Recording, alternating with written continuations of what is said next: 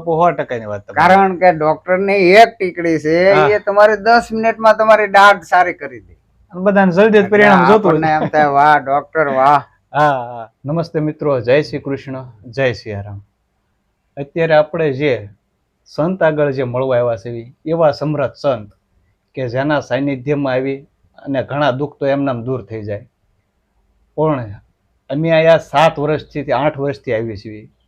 બાપુને અત્યારે આપણે જાણકારી એવી આપી કે અમે આવી ચેનલ ચાલુ કરી છે, તો બાપુએ કીધું કે 2-3 એની આગળ પણ એવા ઉપાય છે કે એની આગળ ઔષધિ છે કે જેને 100% સારું થઈ જાય એવું રિઝલ્ટ આવે એવી દવા છે. તો બાપુ આગળથી આપણે જાણવી કે એવી કઈ ઔષધિ છે અને કયા રોગમાં તે વપરાય છે. બાપુ, તો તમે જે વાત કરો છો તે કયા રોગ માટે અને કઈ ઔષધિ છે એને જાણકારી આપો. જાણકારીમાં એવું છે કે જે આ ગરમાળો કહેવાય, ગરમાળો, હા, તેમાં લાંબી સિંગ આવે. હા, તો એ ગરમાળાની સિંગની અંદર અત્યારે ચોમાસામાં સિંગ આવે, હા, અને ઉનાળામાં એ પાકે. હા, બરાબર. જ્યારે પાકી જાય, કાળી બની જાય, હા, ત્યારે તેમાંથી ગોળ હોય છે, ગોળ. હા, સિંગની અંદર સિંગની અંદર ગોળ અને બી. હા, હા, તો બિયા કાઢીને ગોળ કાઢી લેવાય. હા, બરાબર. ગોળ કાઢી લેવાનો, જેને કહેવાય ગરમાળાનો ગોળ. અત્યારે આયુર્વેદિક દુકાનમાં પણ મળતો હોય છે ને ઘણી વસ્તુમાં તે કામમાં આવે. પણ આ તો મને કોઈ મહાત્માજી આવ્યા તો થોડીક બાદી જેવું હતું. તો મેં કે સારું પેટમાં ગડબડાટ છે, ઝાડા ઉતરતા નથી, તો કે આ તમારી સામે જડીબુટી. કે બાપુ, તો કે આ ગરમાળો જો પાકલ જ છે એ હિંગ લઈ આવ્યા, તેમાંથી 1 ચમચી ગોળ કાઢ્યો. બરાબર. પછી એ પાણીમાં પલાળી દીધો અને મને પાઈ દીધો. પલાળીને એનું પાણી પી જવાનું. પછી તો સાંજે તો અમે સુઈ ગયા. પછી સવારમાં તો જલ્દી જ આવવું પડ્યું. એમ? હા, જાણે રેસ લાગ્યો હોય એમ પેટ મારું સાફ થઈ ગયું. એટલી બધી જલ્દી અસર કરી? બહુ. વાહ.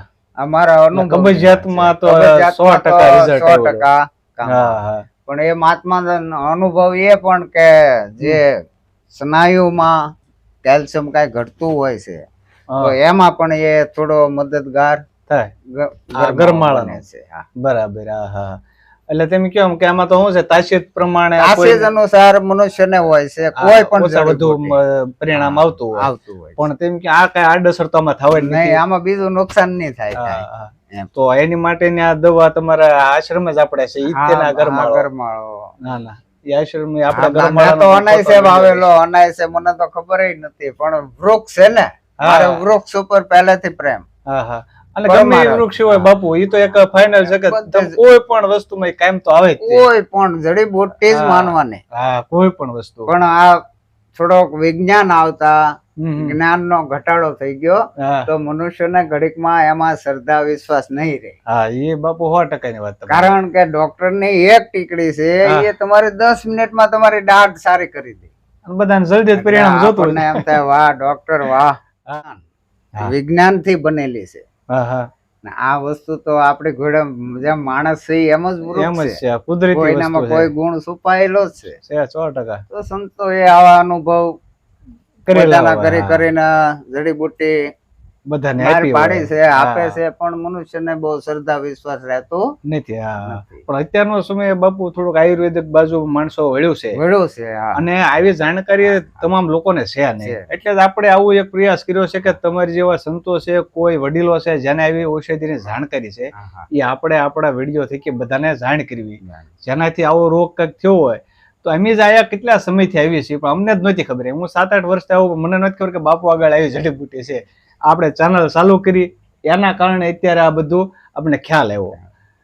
ને સાધુ નું એવું હોય, જો તમે પૂછો તો જ અમારે કહેવાનું હોય, નહીતર સંત તો ભાઈ ઘણું જાણતા હોય.